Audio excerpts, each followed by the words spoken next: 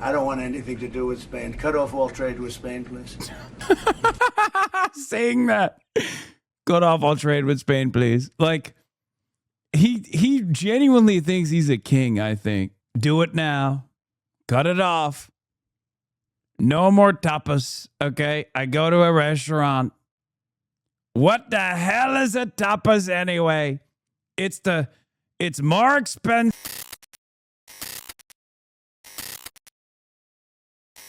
Trump also fielded some questions where he talked about communism, apparently, in this press conference. So we're going back to Ankara. We're going back to NATO. On communism, you've been issuing a wake-up call to Americans at home about the dangers of communism. And now you're speaking on the world stage. What's your message to people both living under communist and... Like, again, the problem is that you dismiss credible. You're failing to realize that the first accusation you dismissed is not credible. When you lock someone in a room that is violent, that is a red flag you ignored. Yeah, I still don't think Lindsay Fifield is sincere. I'm going to be honest with you. That's crazy. Lindsay Fifield literally spent most of her political career denying bodily autonomy to women and denying credible allegations like the one that I recognize as a credible allegation against Graham Plattner when we were potentially discussing the appointment of Brett Kavanaugh, a person who had credible allegations that Lindsay Fifield worked as a political operative to deny, who then turned around, not only turned around and did that, but also Brett Kavanaugh turned around and denied bodily autonomy to 100 million plus women in this goddamn country. Okay? What I said at the time was if she had contemporaneous conversations and a credible allegation, it wouldn't matter if she's a Republican operative or not.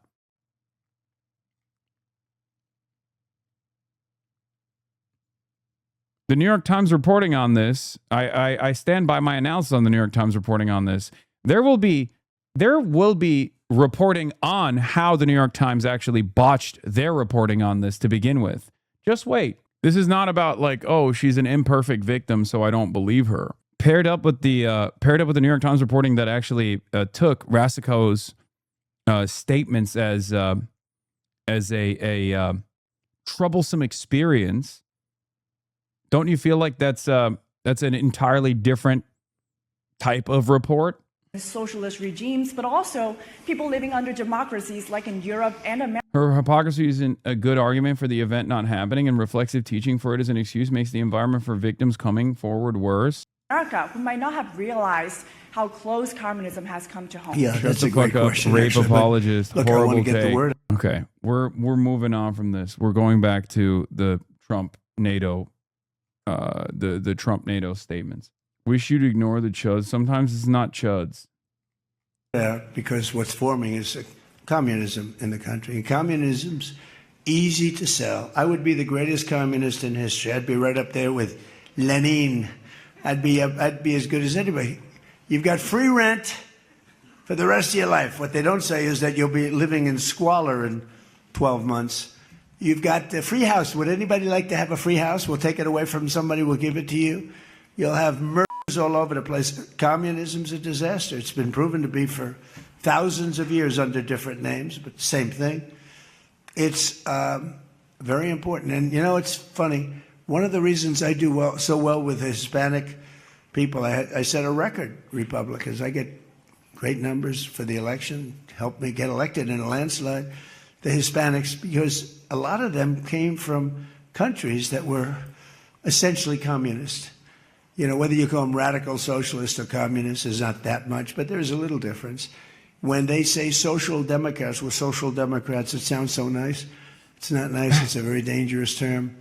So I do talk about it, and I talk about it on TikTok, and I talk about it everywhere. I talk about it here. You talk about it on TikTok. And you're right, it has become international, but it's never worked, and it's not going to work. What is working is the United States. So think of it, we have more jobs than we've ever had. People are making more money than they've ever made. I'm talking about workers now. I'm talking about workers. They're making higher salaries than they've ever made before. It's just the best system, and it's got flaws, but everything's going to have a little flaw, but it's been amazing. And when I watch what's happening And I see these lowlifes getting, I mean, they're lowlifes. I watch them. I know good people. I know quality people. These are essentially lowlifes. And when I see what they're talking, I think they're very dangerous in many ways. And I've said it. And then I said, boy, that's a pretty big statement. Then I realized, you know, a couple of people said, I think you're probably right. I think this country, with this thing that's going around, is in more danger than it was during World War I, World War II. If you talk about September 11th, if you talk about Pearl Harbor, that was big danger. I think the concept of us going communist, because one thing that happens when you go communist, you never come back, never comes back. You die in squalor. You die a horrible death. You die in squalor.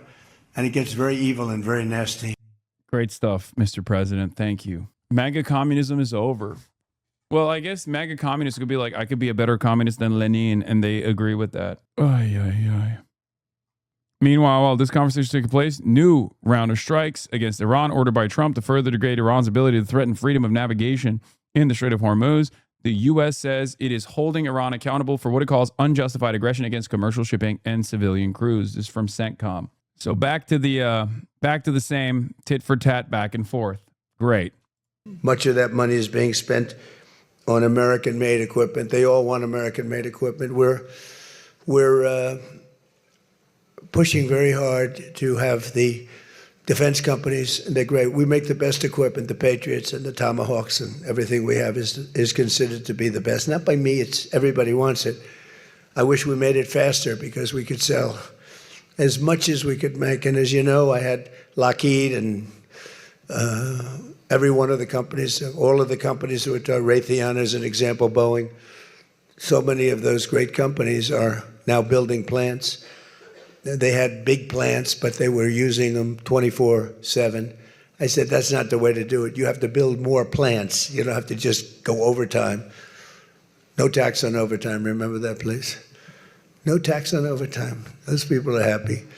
But they were doing literally 24 hours to get the Tomahawks done and the Patriots done and all of the other defensive and offensive equipment done. It's the most sought after equipment in the world. You saw that with Venezuela, where they had a lot of great equipment. It wasn't ours, and it didn't work. Our equipment works, but we have to produce the countries. For everybody, including ourselves, we have to produce it faster. So we think within a year and a half max, we'll be, instead of waiting for a year or 2 years, we'll be having it on a 2-week wait, maybe a 1-week wait. That's what I want. And it'll do really well. A lot of people are, just waiting. They're waiting. They want to get this defensive equipment, maybe in particular the defensive equipment, but offensive and defense. As much of that money is being spent on American-made equipment. That's the money that the European and Canada are spending, European countries mostly, and Canada. And they're spending that with the United States, largely. And it's American-made, made in the USA, as we say. Weapons, munitions, supporting thousands of American jobs. This will increase. Erdogan gave personalized revolvers to each of the leaders attending the NATO summit, along with live rounds of ammo. The Turkish president supplied export papers for each of the guns, which were inscribed with the name of their recipients.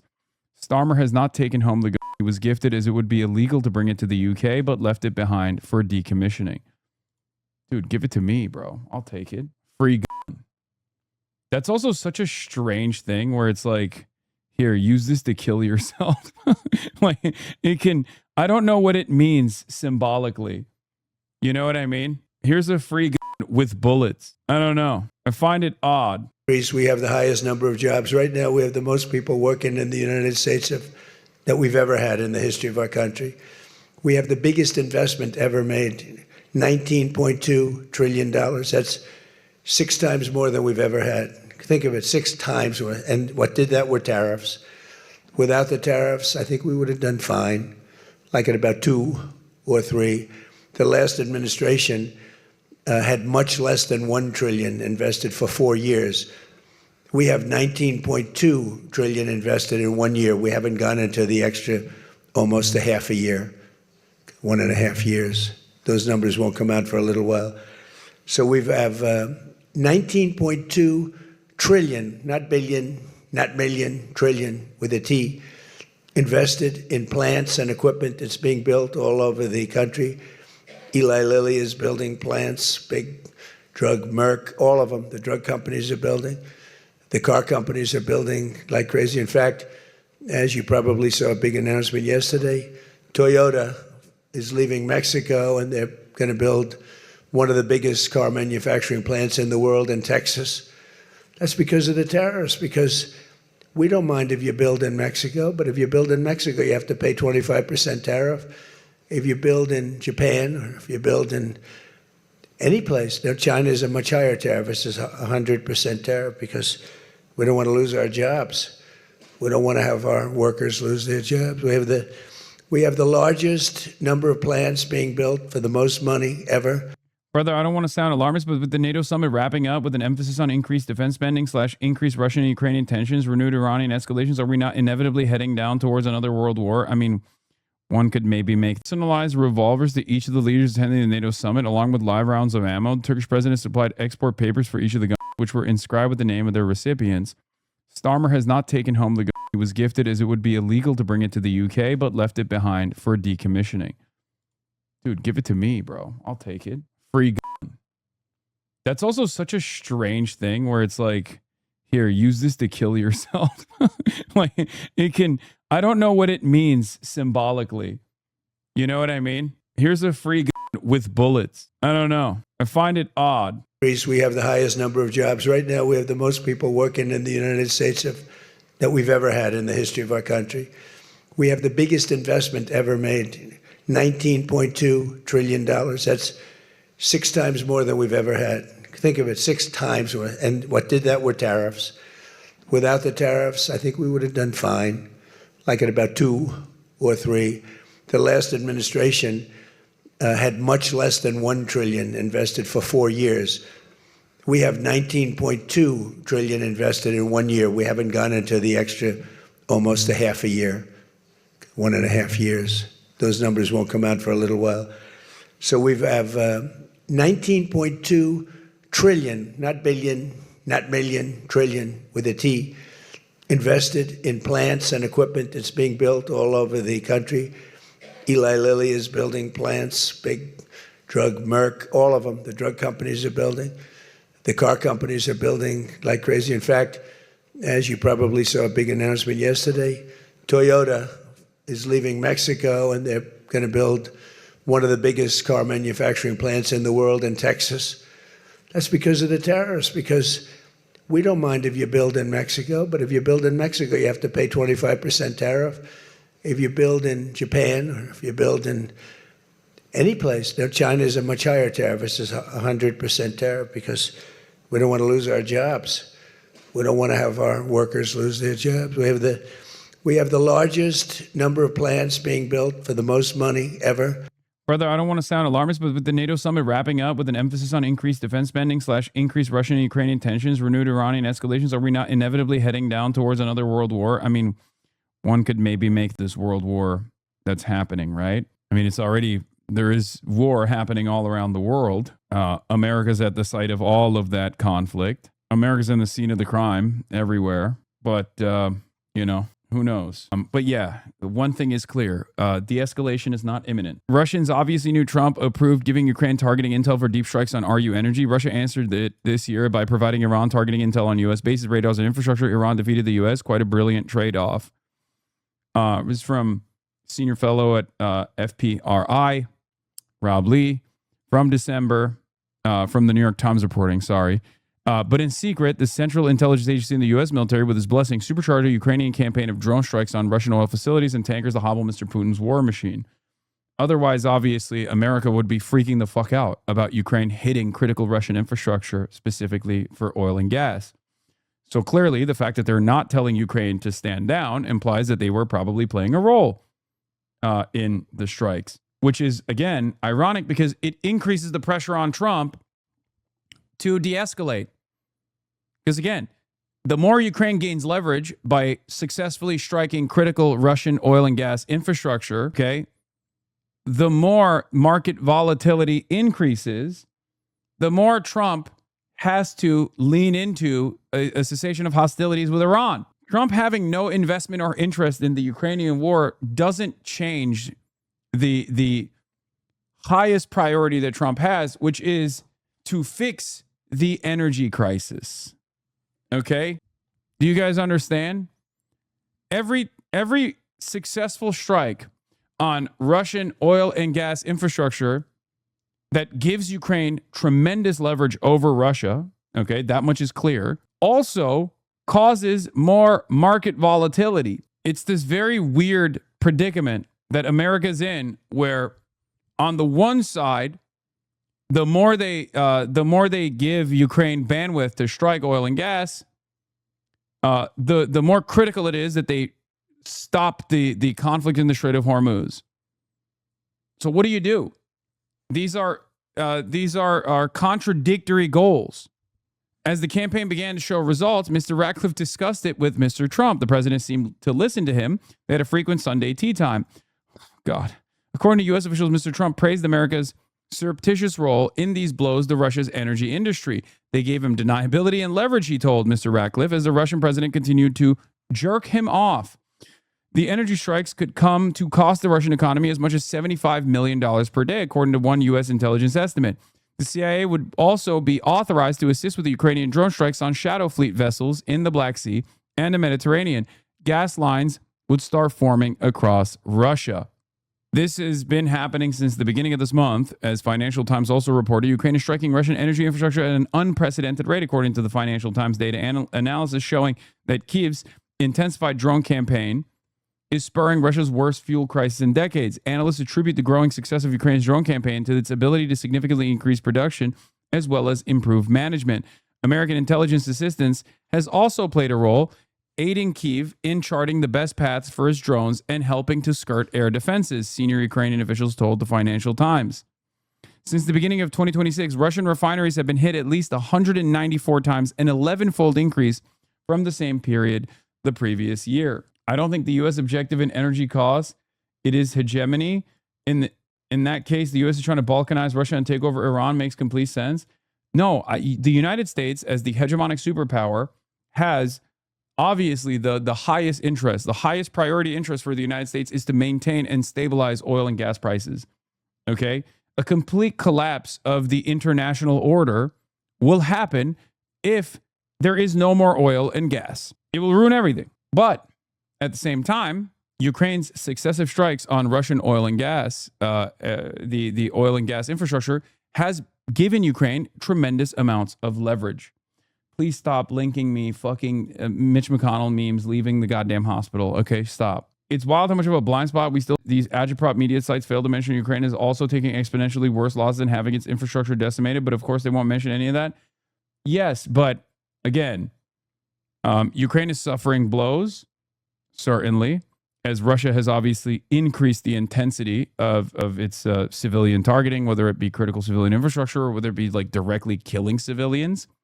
Having said that, however, Russia also has a lot to lose in this process, as opposed to in the past, where the Americans were not giving them appropriate targets to hit inside of Russia, and certainly telling them, I assume, not to hit oil and gas infrastructure. In the history of our country, car plants, AI plants, and all other plants, pharmaceutical plants, chips, we're not giving anything. All we're saying is, if you don't start, we'll give them a year and a half to 2 years to build their plant. If they don't have that, they have to pay 100%, 200%, even 250%. If they make a chip, or if they make a car, if they make pharmaceuticals. So the pharmaceutical companies are moving in at record levels. There's never been anything like what's happening. Let me put it a different way, put it to you in a more broad fashion. There has never been anything like has happened with this country or any other country in the history of the world. There has never been growth. There's never been manufacturing plants being built. We have so many being built. And in the big ones, like AI, some of the AI, we let them build their own electric plants. We force them to build. We don't want it because the old grid that we have wouldn't be able to supply. They need, just as an industry, more energy than the entire country produces right now, when you think of it, which is incredible. So take all of the energy that the United States produces and that one industry, which is so big, so powerful, it needs more than that. In fact, some people say almost double. So this was my idea. I said, you can never service that. You can't reinvigorate the grid. You can make it better, but nothing like that. You wouldn't be able to build. And we're leading China in AI, in just about everything. But we're leading China in AI. Even in TikTok, I was watching somebody say, oh, the TikTok deal, it's so bad well, because they say the deal was incredible, but they think the word that gets out is bad, except the numbers just came out, and I'm number one on TikTok, and all I do is talk about communism. Oh, my God. So it's sort of good. I used it to get elected, too. But, you have to get your word out. But the numbers came out just a little while ago, and I was number one. Some ridiculous number. I never heard of numbers like that, but number one. And all these entertainers are number 27, 29. It's crazy. I don't even understand myself. But where the fuck did this come from, by the way? Where did this come from? Why is he rambling about... What is this? I haven't even seen this. Normally, I keep up with all of Trump's latest fascinations, right? I don't even know where this number came from. Why is he... I'm a numbers guy. I don't see this number. I never saw this number. I don't know where the Tic Tac decided Donald Trump is the number one guy. I'm a numbers guy, and Mr. President, Donald Trump, I really like the number. I don't know where you got it, though. That means that my word's getting out about how great our country is, how successful our country is, and how bad communism is, and how bad these lunatics are that are running for election that don't sound good, don't think good, and don't look good. I don't see any looker. I don't see anybody with the look. You need the look, I guess. You need something, but they don't have it. And I think they'll fade fast. And it's not social democrats. This is not a social these are communists that are running. And they don't want God. They don't want successful things to happen for our country. They don't want to have a successful country. I think they're sort of crazy. As European nations rebuild their militaries, American equipment will be the largest beneficiary. The defense companies are going to be making most of that equipment. They want the American equipment because it works better. It's not a question of anything else. We make the best equipment in the world. And to that end, I provided other leaders with an update on the steps we're taking to rapidly scale up production in the United States. And they wanted to hear that because they don't really want to get it in 4 years, 5 years. They want to get it in a week. And we'll actually be at a point like that in the not too distant future with the plants that are being built. The defense plants, it's incredible. Lockheed is building, I think, 5. Some of them are building 3, 4, or 5, and they're big ones. It's going to quadruple the output we have with the munitions and the basic equipment itself, whether it's a Patriot. I know you like the number. Donald Trump keeps saying that he's number one on TikTok. The truth is that he doesn't even make it into the top 50. He has 16.6 million followers on TikTok. Well, Kabilame has 160 million, and Ashel Speeds has 53 million. Not sure why he's lying about the number. At the direction of the commander-in-chief, the U.S. Central Command Forces have started conducting additional... Yeah, we already covered this. I already covered this. Çok yarak kafalı bir başkanınız var amına koyayım. Abi yani Türkiye'de de öyle. Herkes reis artık. Herkese bir reis kendine göre. Communisms. Do you think he uses picture books in his speech notes? I mean, he definitely uses a teleprompter, I'm pretty sure, right? All right, let's skip. Oh, there was also this. Breaking news. Trump says Iran ceasefire is over and calls Iranian leaders scum. Macron, Erdoğan, el ele. They're not holding their wives' hands. They're holding each other's hands. What the fuck? I got so uncomfortable from the photo. Yeah, they're gay lovers. Bro looks half dead. It's crazy. Erdoğan is another one of those, despotic leaders that people that have to live under him routinely claim is on the verge of death or is like one medical incident away. It just doesn't happen. This is why I have a lot of experience with the Trump health scares, you know? Macron living the dream, married to his elementary school sweetheart, his prior teacher. Okay, what a strange... I mean, the Ankara summit has given us some very funny memes, very strange experiences overall. Yeah, just like you and Moscow Mitch. Yeah, this is what I did to Moscow Mitch. Everything is beautiful. And we've had some very good meetings, in particular with Turkey and trade. And today, as you know, we're going to have a very big meeting with lots of leaders from, I think, every country, right? Every country showed up, every NATO country. Yeah. Plus, we have a couple that aren't in NATO that would like to be in NATO, I guess. But it's been very successful. It's been a fantastic meeting. So I'll be having a news conference after we're finished today at about 4:30, 5 o'clock. And I assume most of you will attend. But a lot of things have been determined, and some things haven't, frankly. We attacked very powerfully last night the very dangerous people from Iran. They're sick. There's something wrong with them. We said, go and do your funeral stuff. And instead of that, they start shooting rockets at ships yesterday. And so we hit them very hard last night, very hard. I would say 20-1, 20 times tougher. And I told them, every time you hit, we hit. And of course, they're dirty players, so they go after everyone, probably including me. I've been #1 on their list for years. And they're a bunch of scum, you want to know the truth. They're scum. And so we don't like them. I don't like them. And they're evil people, and it's the denuclearization of Iran. It's just, okay, I need people to understand something here, okay? Iran fought and won this tremendous leverage, which is the control over ships transiting through the Strait of Hormuz, okay? Iran fought for it. Iran bled for it. Many Iranians died in the process. Tens of billions of dollars of damage Iran withstood in the process.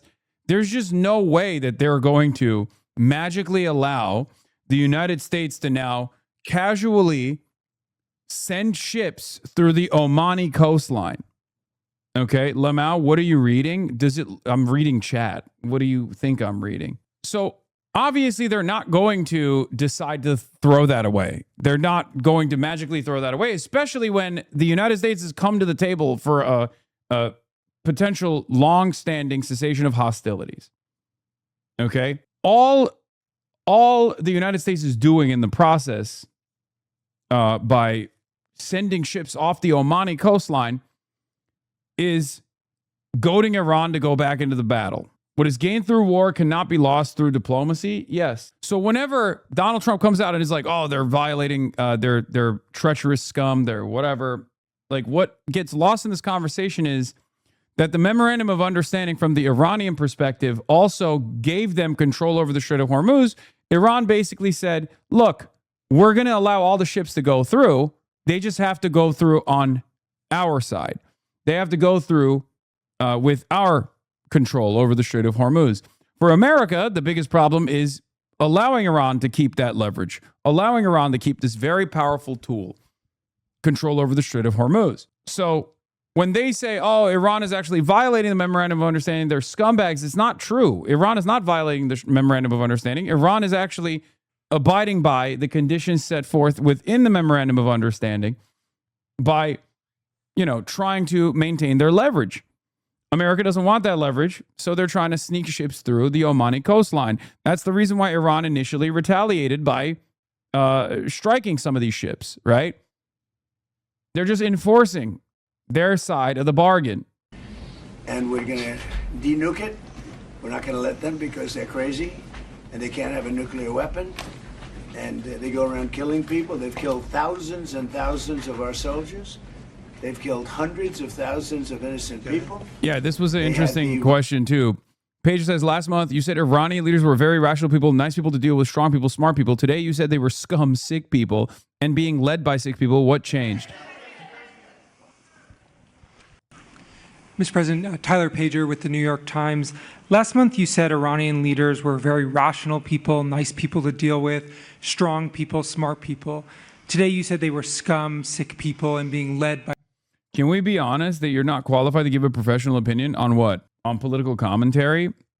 How many years do you think I need to be doing this for you to assume that this is like, you know, appropriate? If 13 is not enough, then I don't think you're ever going to say that my opinion is worth a damn, which is fine. You can just click out, you know? Perhaps it's not my credentials that you are calling into question. It's that you don't like the things that you're hearing from me. So you're calling into question the credentials. Not a lot of people that do political commentary of this sort, especially on the internet, that have even remotely the credentials that I have, ironically enough, something that I don't usually bring up, you know? Unlike my counterparts in this space, I at least graduated with a political science degree and a communication double major, ironically enough, again. Many of the people, especially on the opposing side, did not even graduate from college or ever graduate with a degree of this sort. They don't even try to make it seem like they know what they're talking about. Oftentimes they will say things like, who needs reading anyway? I can just use my imagination. By sick people. What changed, and do you think they're... I got to know them. So I've said that about a lot. Now, when you say rational, I think they're much more rational than level 1, level 2. Level 1 is gone, level 2 is gone. This is level 3. I think they are more rational, but based on their actions over the last week or two. How can you say that? You have any qualification when you got no subs in hours? True. Please subscribe to the Piker Broadcasting Service, the People's Broadcasting Service. It's the only way to support independent media, by subscribing. No ads. Subscribe to the Piker Broadcasting Service for tomorrow's news today. They're not doing a service to the people. And I think more than anything else is I got to know them. And I'm not sure I want to make a deal with them. We can play games, but I'm not sure I want to make a deal. I just finished the job. Go ahead. Yeah. I'm the second largest political commentator on this platform that we're on, one of the largest in North America, the largest left content creator, the largest left political commentator on the independent media side. Here is the largest on this platform. He just happens to be right-wing. Let's take a look at what he had to say. Did you ever read Atlas Shrugged? No, I don't really read books. It's a waste of time. I just invent my own narratives in my mind, and I just build everything off of my own fantasies. I know he's trying to be sarcastic, but it is quite literally what he does. I just make everything up. You're class 4 obese. Yeah. The problem is you can't joke about this when you have also said it sincerely in the past. And we've also heard your commentary. You know, dude lacks sarcasm skills. No, I know he's trying to like say this sarcastically, but he's also said it sincerely. You know what I mean? If you've said it sincerely in the past, you can't just sarcastically claim it now, because it just comes across as you saying it sincerely. You're class 4 obese. Yeah. Also, for you to say this sarcastically, you would also had to have, you know, shown at other times that you know what you're talking about. Trump ağzının tadını biliyor. Michelin starred chef Fatih Tutak, who prepared the NATO summit dinner menu. Donald Trump liked the braised beef ribs and eggplant puree the most and asked for the recipe to have it added to the White House menu. And eyvallah. Turks on top. Turks on top. Oh yeah, here is him saying it sincerely and not with a shred of irony or sarcasm. Here it is. You openly admitted you never do research or read articles outside of Twitter. How can you shamelessly tell others to read more? I don't need to understand whatever article you want me to read. All I need to understand is human psychology and incentives. And incentives and human psychology are the deciding factors of how people will behave. I don't need to read your little special book or your Wikipedia article or anything else besides that. None of that stuff matters. What matters fundamentally is how do people act, how do people think, and how do people respond to incentives. If you can understand that, then nothing else matters. It's pretty simple. You openly admitted you never do research or read. He's a Jiangist. Yeah, he's a Professor Jiangist. Professor Chung. Yeah, he also uses a lot of grok to fill the holes that he has, I guess, in his brain. Roadside bomb, Soleimani. I took care of him first term. And that was a big thing. I think they probably would be a lot stronger had he been around, because he was a bad guy, but he was an evil genius, but a bad guy. and he was the father of the roadside bomb. The roadside bomb is a bomb that goes on when you're driving your little vehicle around, and it goes on and you have no legs, no arms, and no face. And they've killed thousands and thousands of people. Even the SS Cole was theirs, if you remember that disaster. So I don't like them at all. And frankly, I think we waste a lot of time with them. I think we should just do our business. Can you imagine? They start shooting bombs, actually missiles at ships yesterday. Saudi Arabia, Kuwait, a couple of others, and they don't. I don't think they know what the hell they're doing. But they're bad people, very bad people. I think they're incompetent, by the way. Because if they were competent, they would have made a deal a long time ago. Like, how about 47 years ago? So they've been in trouble for 47 years, and we took out their first set of leaders. We took out their second set of leaders. They want to take out the U.S. leader, me. I'm on every list. I saw things this morning. I'm on every single one of their lists.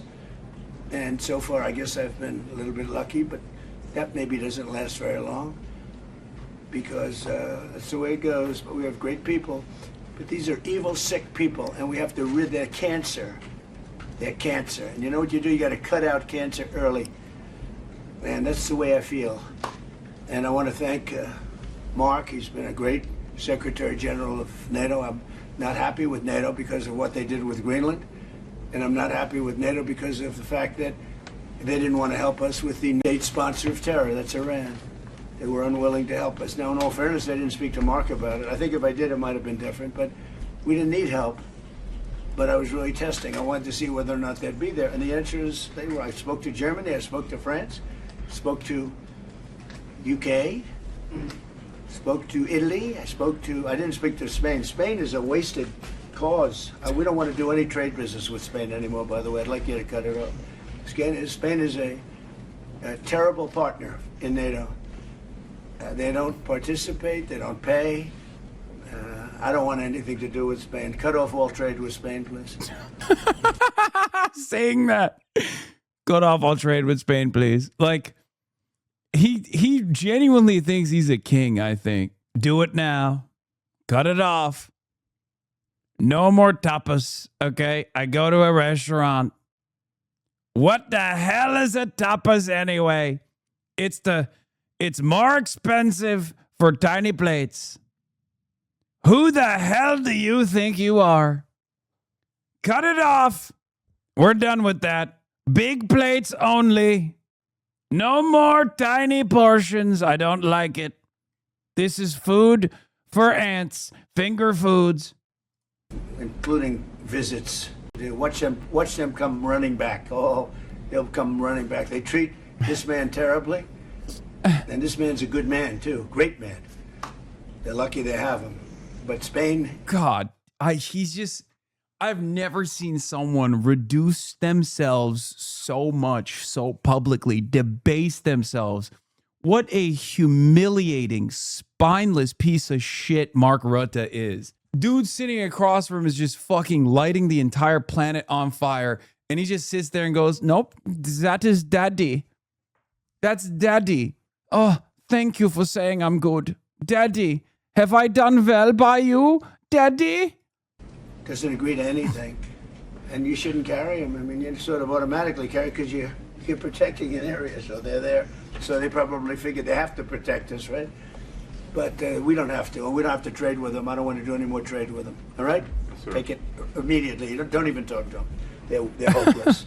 Don't even talk to them. Don't even listen to them if we're doing trade or not with them. If they say we are, that's a lie. It's over. Because, you know, they have everybody else going and paying and working. In Spain, in particular Spain, there are a couple of others, but in particular Spain, they're open about it. They're hostile about it. And let's see how hostile they remain when they call up and they, please, we want to trade with you, sir. We want to trade with you, sir. They make so much money with us, and we're going to see that they make a lot less. I want no business with them. So, other than that, we're having the big meeting in a little while, and I'm going to relate my problems. Greenland is a big problem for us, and the other big problem is the fact that when we wanted them, We didn't want them badly, but we did say, if you want to join us, and they all said no. But when they could have, they weren't there for us, and we've been there for them. We spent over $1 trillion over the last short period, $1 trillion, in order to protect these countries from Russia. And has nothing to do with us. We have an ocean, but it's been a long-term thing, and they haven't treated us right. And Mark understands that. And we're going to work something out, I think, one way or the other. But we've been treated unfairly. We pay disproportionately. We had a time when we were paying 100%. We were paying 100% of NATO, and yet a lot of the countries weren't paying anything. But there was calls made a few weeks ago. I spoke with UK, and the Prime Minister said, well, we don't want to help you now, but we'll help you when the war's over. I said, that's not good. And likewise, I spoke to Germany. They didn't want to help. Spoke to France. They didn't want to help. Nobody wanted to help.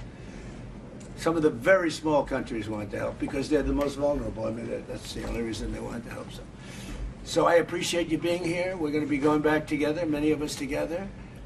And again, I want to say, despite the fact that I'm very upset with NATO, that we pay far, far too much, billions and billions of dollars too much, because it's unfair, because we're protecting them. I like that he went on to this NATO summit to be like, I'm taking back Greenland. NATO still sucks dick and balls.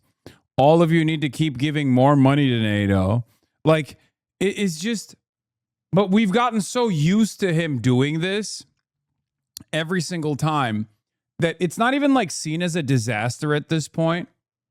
You know, it's no longer even like a disastrous NATO summit. It's just another NATO summit. Awesome. Meanwhile, yes, this fucking spineless little cretin, Mark Rutte, who calls Trump daddy, got a fucking lashing from a Danish reporter. He asked, you sit next to Donald Trump at moments when he talks about conquering Greenland, talks about lashing out at allies like Spain, things it doesn't seem like the old Mark Rutte would approve of. Does this have any effect on your self-respect when you sit there and say nothing? Out at allies like Spain starting trade wars, things that it doesn't seem like the old Mark Rutte would approve of. Does this have any effect on your self-respect when you sit next to him like that and say nothing? You know, what I always do is acknowledge when praise is due, and I think awesome. Yeah. No, what can you even say to that question? The question is not even a question, it's an ass whooping. I think we should praise Donald Trump for the fact that NATO is so much stronger. Of course, it has to do with the Russian threat, but it very much also has to do with President Trump delivering now what since Eisenhower the United States tried to achieve, equalizing spending between the US and Europe. And it makes Europe stronger. It makes Europe more relevant for the United States as a partner.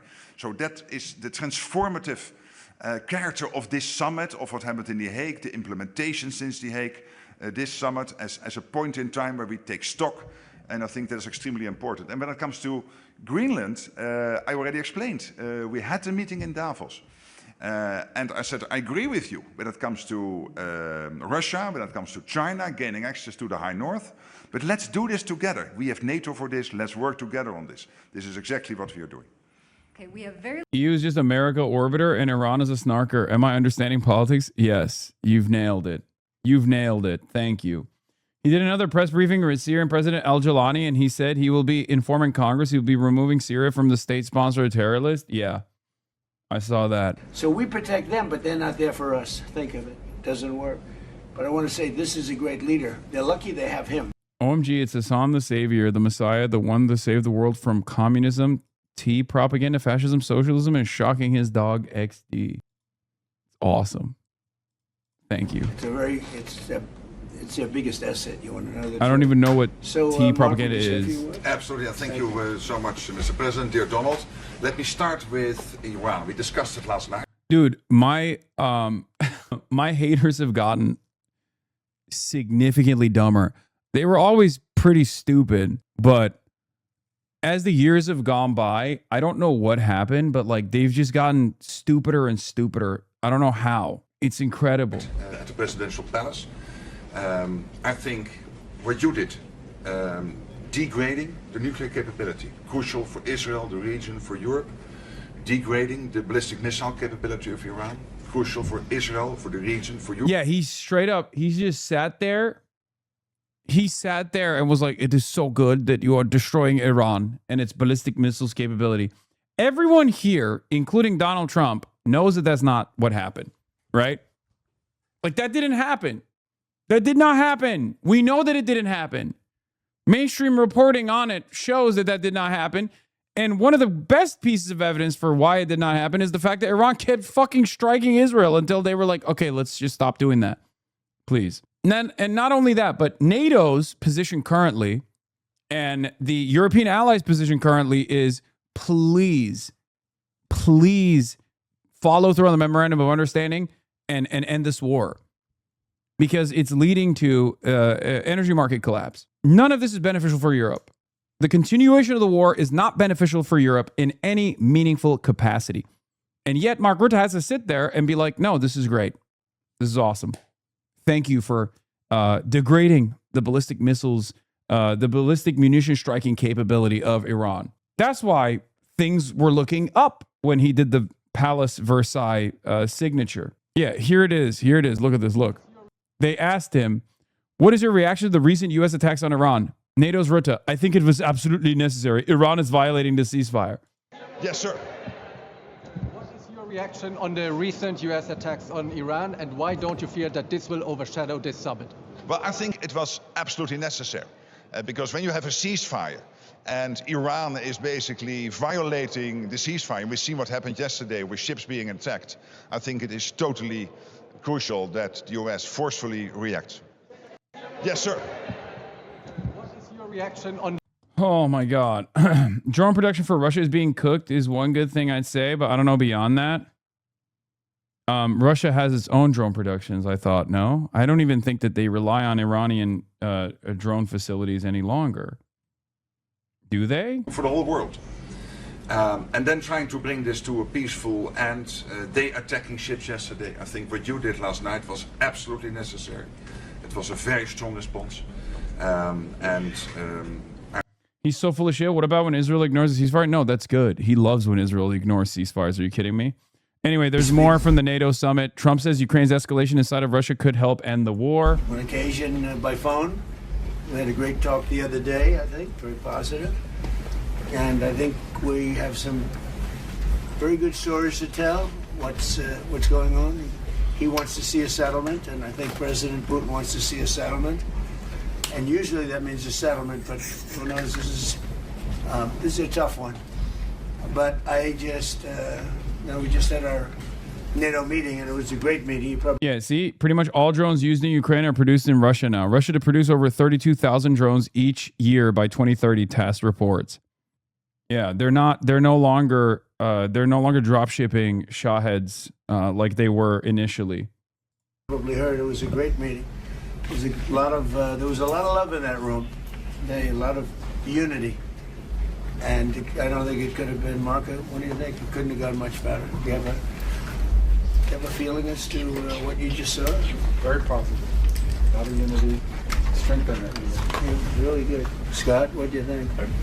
Yes, sir. All the Europeans contributed you to saving NATO, and they want to do what they're supposed to do and do the right thing.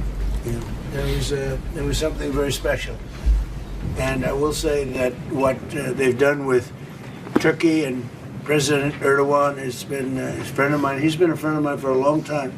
Strong man, good man, and he's done a fantastic job. Every road, it's so. That article's from January 2024, lol. Yeah, all the way back in January 2024, they were already changing their production away from their reliance on Iran. Am I wrong? I mean, I might be wrong. I was under the assumption that they were utilizing Iranian Shahed drones, but they swapped over to their indigenous domestic manufacturing. And I could be totally wrong on this, but that's what I thought was going on. Yes, you are wrong. If you have a better article on this stuff, I'd love to look at it. Not saying that they haven't used Shaheds, but they're producing the Shaheds on their own now rather than getting it from Iran. Am I wrong about this? This is what I thought was going on. I could be.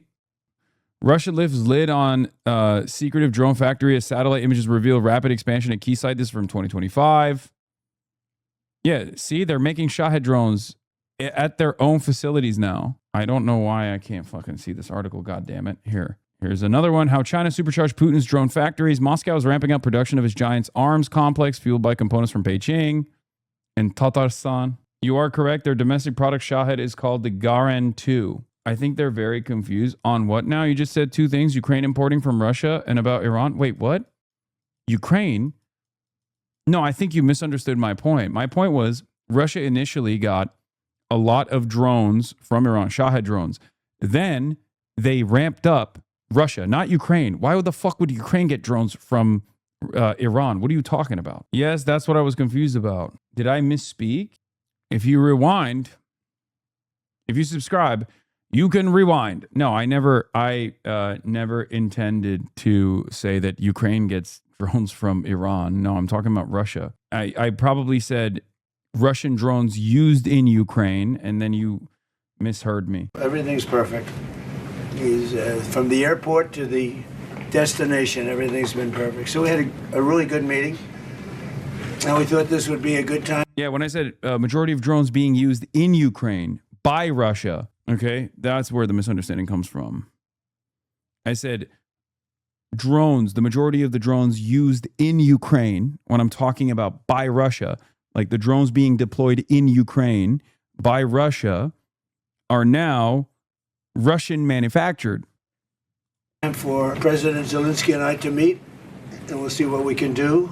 But we've actually developed a good relationship. It's hard to believe, right? From the Oval Office to now, I think we've developed a very good relationship. And this is not the end. No, this is not. This is going to be the beginning, maybe. Yeah. Just the beginning. And you know, the country has a lot of future. It has such great land, such great assets, such great people. And you have a lot of people. I was with a group in Poland, and you have a lot of people in Poland, and which is a terrific country with a really great president. I happen to endorse him, so, and he's doing a very good job. And they were saying they love Poland, but they really want to go back. You know, you're going to get a lot of people back when this is over. They left some, and they're all. I think they're going to come back. Is this the Zaluzhny article? The one that you just linked me, chatter? The one that says that the European estimates on like Ukraine's successes are overestimating Ukraine's capabilities. There's still a lot more need from NATO. Yeah. Oh, it is the Zaluzhny article. Yes. Valery Zaluzhny reports, the ambassador to Ukraine in the United Kingdom, reports on the Telegraph. He says, do not assume Russia has lost the war. Modern warfare no longer rewards tactical victories the way it once did. The article basically talks about Ukraine's successful strikes on logistics and how much leverage the attacks on critical infrastructure gave Ukraine, something that I've acknowledged, and the steady erosion of Russia's military position as evidence that the conflict is approaching its end. That is a dangerous misreading of the war. It reflects a tendency to interpret events through the lens of individual battlefield successes rather than the wider strategic picture. Modern warfare no longer rewards tactical victories in the way that it once did. Advances in drone technology, precision strike capabilities, and surveillance have transformed the battlefield, making decisive breakthroughs extraordinarily difficult for either side. Saying the Zaluzhny piece basically ends with, Russia is better positioned to win the long-term war, better positioned to withstand the war of attrition as opposed to Ukraine. This is no longer a war of swift maneuvers, it's a war of attrition. Every tactical gain now comes at an extraordinary cost. Positions can be taken, but holding them, reinforcing them, and evacuating the wounded is becoming increasingly difficult under constant drone surveillance. Success on the battlefield is measured in meters rather than miles, and often at a price that bears little relation to its strategic value. The same is true beyond the front line. Ukraine's increasingly effective strikes against Russian logistics and critical infrastructure. Hold on. Door's open. Sorry. Impose real costs on Moscow, but these attacks are expensive, technologically demanding, and ultimately reciprocal. Russia retains the ability to strike back with equal or greater force. Neither side can rely on this form of warfare to produce a decisive strategic outcome. The battlefield has therefore reached something close to equilibrium. Russia lacks the military capacity to conquer Ukraine outright. Equally, Ukraine does not currently possess the means to liberate all occupied territory by force alone. The military balance has become one of mutual denial. Can you give me chopsticks and the sauces? Yeah, the Asian sauces, though. If the measure is whether the Kremlin achieved its original political objectives, then it clearly is not. Bro's casually delivery come inside his office? No. It's so stupid. Yeah, I just opened all the doors. You can just like walk right into my home, dude. What are you, fucking nuts? How come a Ukrainian ambassador is openly saying this? Doesn't this essentially admit that Ukraine is more cooked than the Western press says? I mean, he's saying this because he wants more support. Yeah, not that one. No, those ones. Yeah, thank you. It's fine. The reason why he's saying this is because in order for Ukraine to win, like Ukraine's territorial, or not territorial, but like Ukraine's is a call to action. It's a demand from NATO to do more, to seize victory here. That's what's going on. A big percentage are going to come back. So we're going to have a good talk, and we're going to see how it all goes. And Mr. President, would you like to say something? Thanks so much. President, thank you very much for this meeting. And we're very thankful, as always, to your support, American support, bipartisan support. Thanks for the invitation to this summit. And I think that I agree with you, we have a lot what to discuss and what to speak about. And of course, we are thankful for the Pearl program. And we want to share with you some details, what we want to raise during our meeting. Air defense is the priority. The second point, or maybe the first, about negotiations. I think, yes, we understand what to do. It's our estimation what to do, how to bring this, and I hope that we will do, I'm sure that we will do everything to stop this war. Yeah, and I'm very happy that our side began to work on drone deal, and it's very good beginning, and I hope that today I will have possibility to also to discuss with you some very important details. Thank you so much. Well, we've settled a lot of wars, and this one is the one that I thought maybe would be the easiest. But Putin's a difficult character, and this guy's a difficult character. It's not the easiest thing, and there's a lot of commitment, and there's a lot of love of the countries and everything else. But I think we've made a lot of progress in the last couple of weeks, and we'll see how it all goes. So, do you have any questions? President Trump, sir. President Trump. With the Iran ceasefire possibly over, can we expect the resumption of full-scale hostilities? They are behaving very badly, as they have for 47 years. And, we hit them hard last night after they launched a couple of, you don't have to know about this, you got stuff on your mind, but they launched a couple of drones and one rocket, one missile, and at ships, because they were in the strait, which they have every right to be. And so we hit them very hard last night, very, very hard. Probably hit them hard again tonight. I'll give them a little warning, we're going to hit them hard tonight. But we'll see how it all works out. No, I'm not happy with them. It's like, for instance, we'll have a meeting and we'll talk about the denuclearization of Iran, because that's what the war is. It's not a war. It's really the denuclearization of Iran. Iran proliferating. Breaking. Iranian lawmakers have discussed raising uranium enrichment to 90% weapons grade level as a potential option if the U.S. and Israel attack again, per TASS. This follows Iranian Parliament National Security Commission spokesperson Ebrahim Rezai's warning that Iran has many options not used during the recent 40-day war, including NPT withdrawal, nuclear doctrine shift, and closure of both strategic straits, the Strait of Hormuz and Bab el-Mandeb. A parliamentary plan for full NPT withdrawal is already ready for review. If Iran faces an existential threat, modifying the nuclear doctrine could also be put on the agenda. They're moving into the HasanAbi doctrine stage. And we'll have a meeting and we'll talk about just that. Because my whole thing is not about regime change. It's not about, although I think it's regime change when you knock out the first group, the second group, and now you're at the, I think that's maybe the ultimate regime change. But that's not what it's about. It's about, we don't want them to have nuclear weapons. And it's denuking or denuclearization. And I think we've made a lot of progress. And they'll get out of the room. We'll talk about it like we're here. They'll agree on everything. And then they'll go and have a news conference and say we never even talked about it. They're cuckoo. There's something wrong with these people. And for 47 years, they've been the bully of the Middle East, and they're not the bully anymore. They're not the bully anymore. And all we want, it's very simple. They can't have a nuclear weapon. That's what I'm there for. President Trump, sir. President Trump. If they did, they'd use it, and we're not going to let that President Trump, sir. Daniel? You've made a career making deals in very challenging situations. Speaking to President Zelensky, speaking to President Putin, in your view, sir, what is the most pragmatic pathway forward to finding a long-term peace deal? I just think they're going to make a deal. Look, this deal has been in the works for a long time. It's got the pluses, the minuses. They know what it is. He knows what it is better than anybody. And I just think it's sometimes, you know, I used an analogy, and it sounds simple, but it's sort of true. You have two kids in a park, and they don't like each other, and they start fighting. Sometimes you have to let them fight.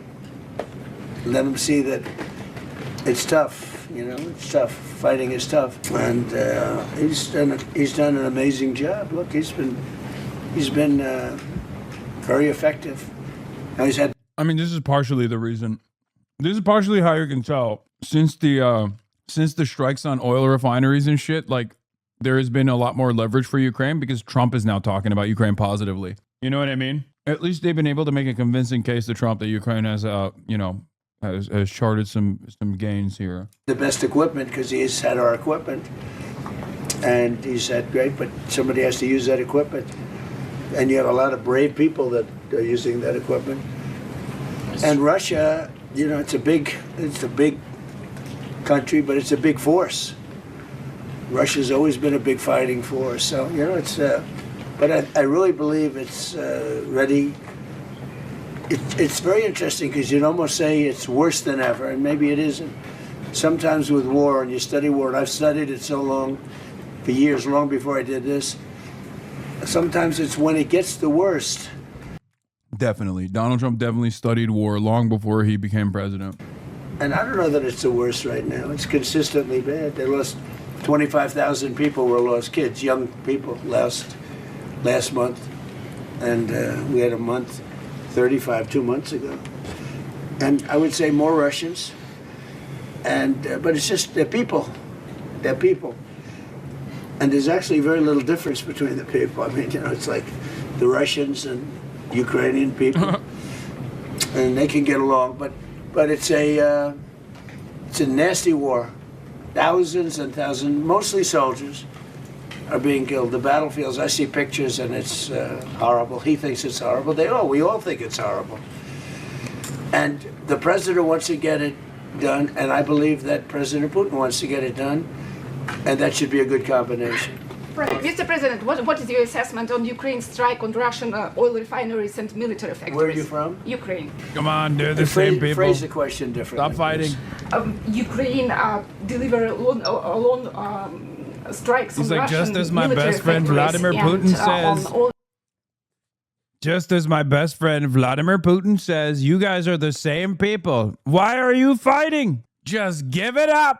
I don't understand it. Why fight? You say Kiev. You say Kiev. He says Kiev. Who gives a damn? It's chicken Kiev. Same language. Refineries, and they ran out of gas. Marco, why don't you answer that? Because you're right in the middle of it. Yeah, no, I think what you're discussing is the ability of Ukraine to reach deep inside of Russia and conduct strikes. Sure.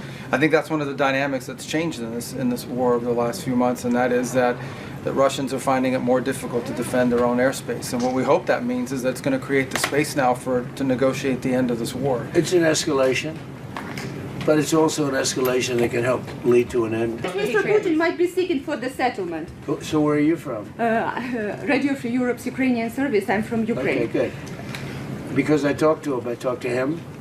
I talked to President Zelensky, and I think... He's like, Marco, didn't we cut our funding? Marco, why does she have funding still? I don't understand it. That's all I've done. My whole life I made deals. I guess becoming president was making a deal, right? It was like a lot of little individual things. In the end, it's making a deal. And that's what I do. And I do it well, and I know when people want to make a deal. I think he wants to make a deal. And I do feel that President Zelensky would like to get back to rebuilding Remember his when he country as said this? opposed to Like 158 times in the first like month of his presidency, when he brought Zelensky up to be like, you fucking piece of shit, why don't you say thank you? That was awesome. you know, having all of this death and destruction. Ukraine has tremendous potential. He understands that. We talk about that. He talks about that more than he talks about the war. You know, to me, I think you might find that more exciting than the war. It's brutal. The other's the beauty of it. You know, I think he'll build a great country. I think he's going to build it. We have a little stake in that country, you know, because we have some land in that country, but we have minerals. It's among the wealthiest. It's among the best land anywhere in the world for rare earth. Rare earth. I look forward to taking advantage of it at the right time. Mr. President, Europe to make Patriot missiles in Europe. He's one of my favorite soldiers. I see him. He's central casting. You right? Yes. We see. Great job. Great job. Trying to do our best. Yeah. Great hero, actually. Mr. President, will you allow Europe to make Patriot interceptors in Europe? Are you comfortable with licensing that technology? About what? Patriot interceptors to be made in Europe. And you're talking with respect to Ukraine. Well, we're going to talk about that. You know, look, it's a defensive weapon, which I like, better than an offensive weapon. It's the best. So I was saying we have an aircraft carrier, which is one of the most beautiful in the world. It's one of the biggest, the Abraham Lincoln. And 2 months ago, we had 100, I told this story yesterday, we had 111 missiles shot by the Islamic Republic of Japan. They were shot at the aircraft carrier over a period of about 1 hour. What? Nani? Wakarimashita. Trump-sama. The Islamic Republic of Japan? Orura. Dude, imagine trying to... How the fuck do you say mashallah in Japanese? Oh my god. Mashuraru. Aruraru. That's... I don't even know how you would say mashallah. I love this. This is real for me. The Islamic Republic of Japan is real. Japanese Muslim guy trying to say Bismillahirrahmanirrahim unironically is like a Nick Mullen bit. Incredible. 111 missiles going to a very expensive ship, and every one of those missiles was knocked down. Pretty much most by Patriots, but by other means also, as you know. Yeah. Other less expensive means. It's even better when you do that. But out of the 111 missiles, every one of them was shot down. It didn't hit the ship, and you know, bad things happen, right, when that happens. So think of that, over a period of 1 hour, these missiles are coming at you, and every one of them shot down. So I think one of the things we're going to be talking about is, as you know, the companies, we have great power over the companies. Those companies that make the Patriot and make all of the great stuff, the Tomahawks, all of the great stuff. We have the best stuff. Many things. The Patriot's great, but we have many, many great things. You see that with Venezuela. You see it with Iran. Look, Iran has been wiped out. Iran, their Navy's gone, their Air Force is gone, everything's gone. But one of the things I think we're going to be talking about today, a little birdie told me this, about the fact that we'll give them the right to make Patriots. We'll show them how to do it. It's very complex, actually, but it's you'll figure out the complexity quickly. And we're talking about that, and the company that makes them, which is building now 4 plants, you know, all of our companies will be able to do this in 2 to 3 months. If you order a Patriot, now you have to wait a long time for them. Same thing with Tomahawks.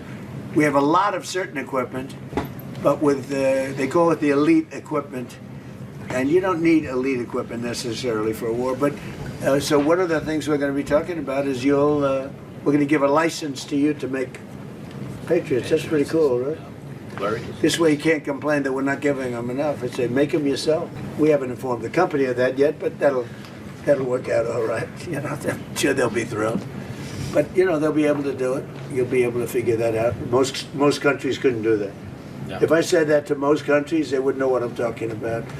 But this is a very ingenious group. And what I like about that, it's a defensive situation as opposed to an offensive. But I think one of the things you might want to be talking about is that. That's what I heard. Little birdie told me that. President, on Iran, can you clarify, does the end to a full-scale Well, as far as I'm military concerned, conflict? They violate the agreement every day. They lie, they cheat, they kill people. They've been killing people for 47 years. They knocked out the SS Cole. We lost, what, 200 people more. That was a long time ago. For 47 years, no president did anything about that. Well, Obama actually gave them vast amounts of money. You'd like this. He gave them a plane load of money, $1.7 billion in green cash. They loaded up a Boeing 757. Remember the old 750? It was a beautiful plane loaded up with cash. They took all the seats out, and they took all of the cash for Virginia, Maryland, and D.C. banks. They had no money. They took every ounce of cash, put it in, flew it to Iran, and gave them the money. I wonder what these guys thought of when the door opened and cash fell out of this big plane, beautiful plane. And then on top of that, they gave them billions and billions of dollars. And by the way, they gave it to the wrong country, frankly. You want to know the truth. And it began. That was pretty much the Obama deal. That was one of the worst tragedies that happened. That's what happened in the Middle East. That deal set back that whole situation. They went with it. Frankly, they picked the wrong country. They picked the wrong country. JCPOC. What a terrible deal. I call it the Obama nuclear waste deal. JCPOC? What? Oh my God. Jesus Christ. People of color. That's what I call it. Jesus Christ. Peace. I don't even know. What would it be? Piece of crap. Oh. POC. Piece of crap. Because what he did with that deal is he caused tremendous hardship in the Middle East. It was a terrible, terrible thing to do. And we've been just the opposite. Our deal is a wall to a nuclear weapon. His deal was a road to a nuclear weapon. They'll never build a nuclear weapon under our deal. But I don't know if we're going to have a deal. We may just do it without a deal. Because you know what? It's easier. Because these people, they lie and they cheat, and you have an agreement, and they'll go outside. For instance, they agreed, well, we'll never have a nuclear weapon. They agreed. Then they go outside, they have a news conference, or they leak that we never discussed the subject. Now, who would believe we never discussed the subject? Because for me, that's 99.9% of what we're doing. It's denuclearization of Iran, okay? So when you ask, our guys can continue. You know, Steve is great, and Jared, and all the guys. They know him very well. Yeah, actually, they're working on your stuff, too. I wonder which. I picked two beauties. You know what? We settled 8 wars. I got a couple of beauties here. But Steve's great, and Jared's great. You know, they're the right guys. And we'll see what happens. But I will say this. Iran, they've misbehaved for 47 years. They've killed our soldiers, they've killed our people, and they've killed a lot of people all over the Middle East and elsewhere. And the roadside bomb was their preferred, I can't deal with the fact that, like, no one will dispute this, but the JCPOA was successful. If the goal was to stop Iranian uranium enrichment, it was the most successful instance of foreign policy and diplomacy that Obama engaged in. It's so crazy that he came in and was mad, or not, he wasn't even mad necessarily. He just came in and as Israel's slave, pretty much, ripped that shit apart. Because there was only one party that didn't want it. It was Israel. And then took it one step further and finally attacked Iran militarily. It's just so terrible. The world's fate hangs on this man's hands. Preferred weapon was by Soleimani, the roadside bomb, where it would explode under a truck. We actually built trucks with floors, steel this thick. And then all they did was they made bigger bombs. And we have young guys around, not walking around because they have no legs, but their legs were blown off, their arms were blown off, their face was blown off, and they live because of modern medicine. You can do anything, but they're living like in hell. Their whole life changed because of Iran, and that was 96% of the people that used that. They were made in Iran, and so we have a score to settle too. The naval blockade, Mr. sir. President, you say that President Putin is It's pretty wild how little Iran has done stuff to us. And we have, for the most part, a lot of people don't know this. I mean, I'm sure you're in this community, so you've heard me say this before, but Iran was an ally post 9/11. Iran was actually consistently an ally in the global war on terror. And what's really interesting about this is like the only time when there was like a little bit of friction was in Iraq with the Shia population, but that's pretty much it. Outside of that, Iran gave the United States targets to bomb for Al-Qaeda, for all these other like Salafist groups. Iran mourned the losses of America during 9/11, like right after 9/11. Iran was shocked when the Acts of Evil speech came out and they were mentioned as a part of the enemies that were responsible for 9/11 because like it doesn't make any sense because like they thought from their perspective, it's like, oh, Saudi Arabia did this. Who's our biggest enemy? Saudi Arabia. Great. You know, time to fucking roll up your sleeves and get to work. America took Iran's biggest ops in the region, like Saddam Hussein and Saudi Arabia, and we're like, you guys are all the same. How crazy is that? That's got to be like the highest profile racist policy of all time. And people just ate that shit up. And they still believe it. They're like, oh, Iran, Iraq, what's the difference? They're all ISIS. Mind-boggling. Yeah, America did the slop tuber special. Incredible. ready to finish this war. What if he doesn't? Are you ready to put pressure on Russia? Are you ready to Well, we put have a more lot of pressure. sanctions? We have a lot of pressure on President Putin. You know, I don't think he likes what's going on. I don't think he's thrilled with what's happening. There's a lot of pressure on President Putin to get it done. I think there's pressure on everybody to get that one done. A lot of pressure. For Ukraine. The guarantee? Yeah, security guarantee for the Ukraine. security guarantee Yeah. you're talking about? I mean, not that we want to do it. We'll do it to save lives. Look, Ukraine's very far away. We have an ocean separating us. What I'm doing is I'm trying to save lives. A lot of lives are being lost. I also think that it's a country with great potential. I think if this kind of brain power can go toward rebuilding the country instead of fighting a war, I think it's going to do. I think that. My man took the long way home to go, nothing. There's your answer. He's like, oh, security guarantees. Well, Ukraine, you guys are a beautiful country. Country's going to do fantastically well. And likewise, Russia, you know, look, they're devoting a lot of energy. A lot of energy. Do you have a question for President Putin, please? Do you have a question President Putin? for President Putin? Not Zelensky. Putin. Yeah, what would you like to ask him? Because I'm going to ask him that question. I have a question. Safe. No, he saved it. He did the Biden thing, but then he saved it. Sorry, libtards. He saved it. He played it off so cool. Nice save, Mr. President. Thank you. You got a question for President Putin? For President Putin, I'm not Zelensky. I'll ask him for you. He ain't saved shit. Yeah, he did not. Russia a paper tiger, referring that they're not doing that. Who did I call?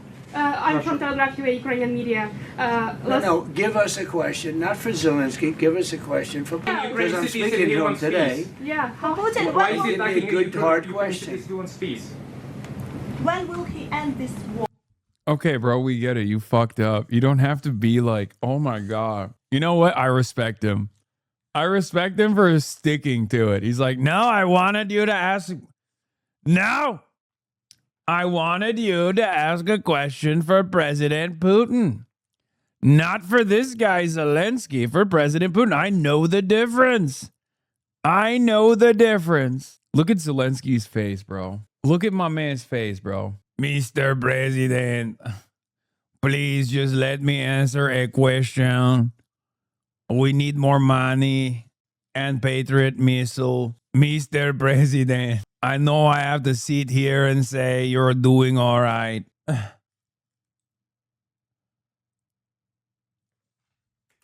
That's a good question. I don't think I've ever asked him that question. I'm going to ask him that question. Mr. President, what's the status of a drug deal between the U.S. and Ukraine? What's the status By the way, of a I will tell you, though, he's going to tell you that he wants it ended as soon as he can end it. He wants to end it soon. And I ask him... I swear he's feeling himself. He thinks he's got the demeanor of a man who just aced his test after not studying at all. Okay? In his mind, he fucking nailed it. Like, he's like, yeah. I'll tell you what he'd say. I'll tell you. Because you want to know. You want to know. I'll tell you what he says. He'd say, Donald Trump is the greatest president of all time. No one has ever been like him. He's said it. It's real. It's true. He's said it before. He'd say, I wasn't afraid of Joe Biden, but I'm afraid of you. That's right. Very cool. Aren't I very cool? You know what he'd say? He'd say, #1 on TikTok. And we talk. I talk to him a lot. I talk to him a little bit less, but the relationship is very good.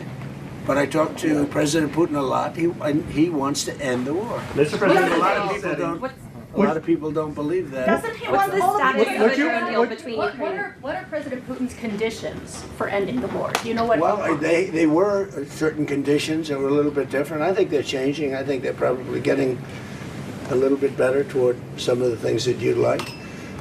It's been tougher in Russia. It's been a lot tougher than it was supposed to be. I mean, in all fairness, this was supposed to be this is a war that would have never happened if I were president. Would have never happened. You'd have a full country, you know. I mean, just a shame that it happened. But no, this is something that I think Zelensky wants to do and Putin wants to do. They want to get it done. Ask the president that question. Ask him. Пане президенте, ви знаєте, на яких зараз умовах Володимир Путін готовий завершувати війну в Україні? Чи ж вони змінилися? No, I don't know what wants for this peace. So I think that they are changing in any way, because at the very beginning of full-scale war, he was stronger, and now I think he is losing initiative on the battlefield. I think his army, but that's why I think that because of technologies, because it's not the question now of number of people. People, our heroic people, are very important, but now it's not the question of only number of people. First of all, Austin Eyes made you something? Oh my god, dude. Let's be real. Nobody gives a shit. It never worked for Ukraine. people and technologies, people with technologies. Now I think that we have better steps, technological steps further than Russia, maybe quicker, because you know that they produce a lot of different things which are tough, strong against us, but we are quicker, and that's why I think that now initiative moved to our hands, not totally, but moved. We are trying to move this war to the sky from the battlefield. That's why we now began to control the battlefield. This is very important. It's difficult when you have less people to move them back, but we found another way how to do it, to cut their logistic for their army. It's about weapon, petrol, diesel, without massive human losses. That is the difference between us, by the way. Russia is, He's got a lot of support. I just left a room with, where they have mostly European, you have Canada, but mostly European countries. And they have great support for Ukraine. And, really great support. One of the things, you talk about questions for Putin, but one of the things that I talked to him about was, where would you want to meet? And he said, ideally in Moscow. I said, you're not going to meet in Moscow. It just doesn't work. You can't do that. But he'll meet, and Zelensky's going to meet, and something's going to happen that's going to be positive. And I hope it's going to happen soon, because they have to, number one, lives, but number two, building your country, because it's got a tremendous. Trump retweeting a fake photo of an attack on Iran. This is in retribution for yesterday's bombing of ships by Iran. If it happens again, it will get much worse. Trump posting a fake image from open source intel. Awesome. It's an Israeli account, by the way. Open source intel is literally an Israeli possible Mossad account. Yeah, retruthed by real American patriots now. Awesome.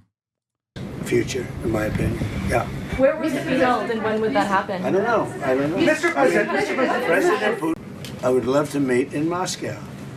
And I said, I don't think, I have to put myself in his position. I don't know that he'd go to Moscow. Maybe he would. Would you go to Moscow? It's difficult. There are a lot of Ukrainian drones there. That's right. It's dangerous. He doesn't want to be hit by a drone. Europe. No, it's hard. It's hard to go to Moscow. Mr. President, Mr. President, I didn't want to ask him that question. Mr. President, how to ensure that Ukraine will not be attacked again by Russia? What about? How to make sure that Ukraine will not be attacked by Russia again? Well, look, you mean in the future? Yes. You mean after there's an agreement?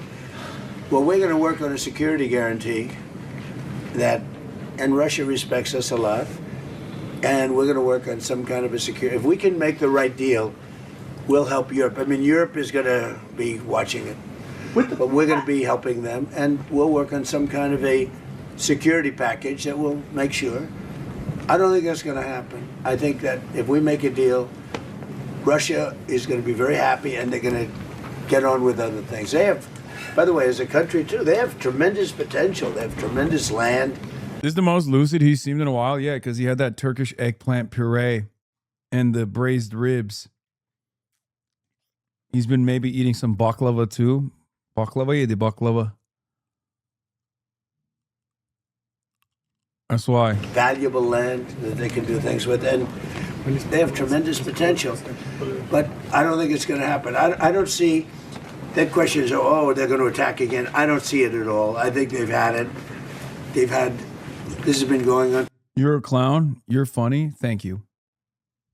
For almost 5 years, right? Yeah. Who would have thought? I mean, it's a tribute because it's a bigger country, strong country, and it's an amazing tribute. Anything else? With the Patriot missiles, with the Patriot missiles, with the Patriot.